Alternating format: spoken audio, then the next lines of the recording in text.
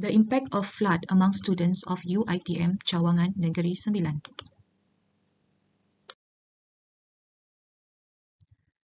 The devastating flood that ravaged several states in the country, including Johor, Kelantan, Melaka, Negeri Sembilan, Pahang, Perak, Selangor, Terengganu, Sabah, Sarawak, and Wilayah Persekutuan Kuala Lumpur on December 18, 2021 was shocking. Evacuation efforts involved thousands of victims with the help of numerous government agencies and volunteers. Major floods typically occur during the northern monsoon season due to prolonged rains in the massively wide area, which include Johor, Pahang, Kelantan, Terengganu, Sabah, and Sarawak. The massive floods of December 2021 in Malaysia left 55 people were killed, 2 missing, and estimated loss of ringgit Malaysia 6.1 billion.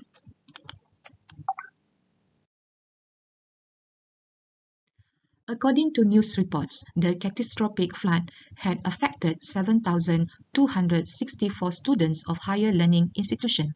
Many of the students experienced property losses, including their house and equipment, such as laptops, and more devastatingly, their family members.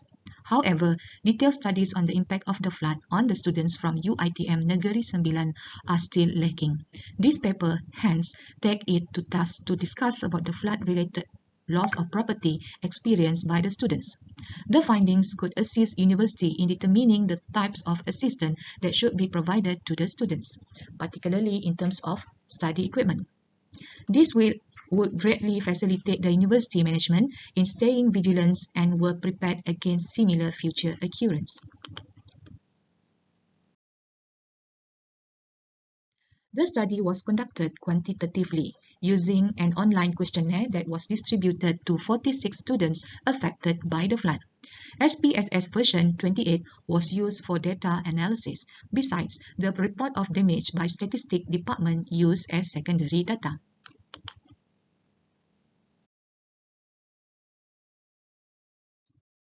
The result reveals that majority of the respondents are aged between 19 to 20 years old, with a means of 20.54%.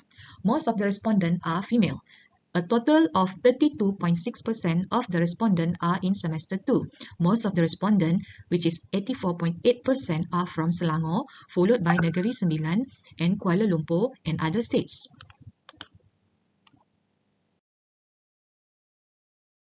Based on the findings, 84.8% of the respondents come from working family from the private sectors. In general, 67.4% of them come from family earning less than ringgit Malaysia 3,000 per month. A total of 47.8% of the respondents come from suburban area, and most have stayed in the affected area for more than 10 years. 67.4% of the respondents said their residential area was not classified as flood risk area by the local government before the 2021 floods, and the remaining 32.6% agreed. This gives the impression that at the time, most of the flood victims did not expect the onset of daily and prolonged rains, ending with the tragedy of catastrophic flood in the area where they live. The finding also revealed the most of damage reported involved electrical goods, followed by damage involving transportation. The least amount of damage reported involved those on business premise and agricultural lands, indicating the most of the victims' family are employed and have fixed income, whether from the private sector or the government. Hence, the damage of commercial and agricultural product is assumed to be limited due to the low engagement in business and agricultural sectors. Meanwhile, sofa sets and washing machines are highest reported damage in terms of electrical goods and furniture. The heavy and massive features of these goods resulted in them being left behind, as they would impact the process of evacuation.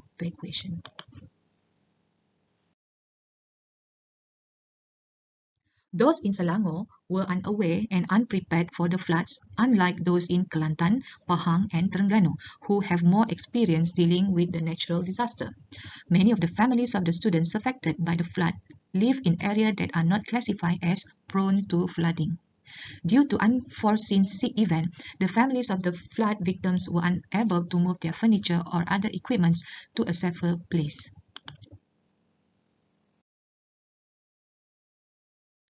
A dire need for government to identify new areas that are prone to flooding. Besides that, the government also need to establish proper disaster management measures that are streamlined to ensure more efficient and effective rescue mission and assistance in the future.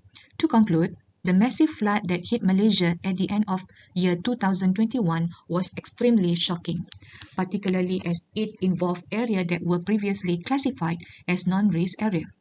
The loss faced by the flood victims were mainly due to their unpreparedness.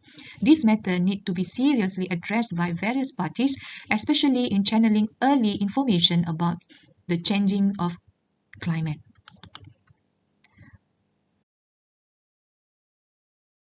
With that, thank you so much. Have a nice day and Assalamualaikum.